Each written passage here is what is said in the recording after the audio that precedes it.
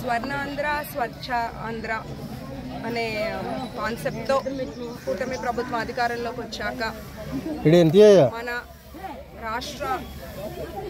రాష్ట్రాన్ని శుభ్రంగా ఉంచుకుందాం, మెరుగుపరుచుకుందామని పిలుపివ్వడంతో ప్రతి 3వ శనివారం స్వచ్ఛ దివస్గా జరుపుకోవటం. ఆ సందర్భంగా ఇవాళ మేము దర్శి నియోజకవర్గంలో గత 5 ఏళ్లుగా మూయబడున్న పార్క్ని మొన్న తెరిపించాము. ఇవాళ దర్శిలో ఉన్న ఎన్టీఆర్ పార్క్ని శుభ్రపరిచే ప్రోగ్రాం స్టార్ట్ చేసుకున్నాము. మన సరౌండింగ్స్ని మనం శుభ్రంగా ఉంచుకోవడం చాలా ఇంపార్టెంట్.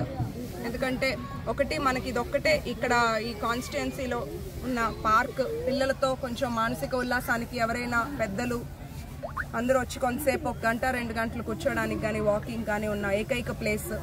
అంతేకాకుండా మన సరౌండింగ్స్ ఎప్పుడూ కూడా శుభ్రంగా ఉంటే మనకు ఒక హెల్దీ వాతావరణం ఉంటుంది.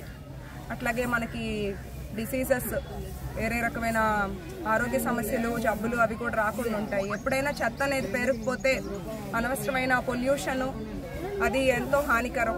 సో మనం అందరం కలిసి, నేను దర్శి నియోజకవర్గం అందరికీ పిలుపునిస్తున్నాను, మన చుట్టుపక్కల మన సరౌండింగ్స్ని మనం శుభ్రంగా ఉంచుకుందాము, పరిశుభ్రతకి ప్రాధాన్యత ఇద్దాం. జై స్వచ్ఛ భారత్.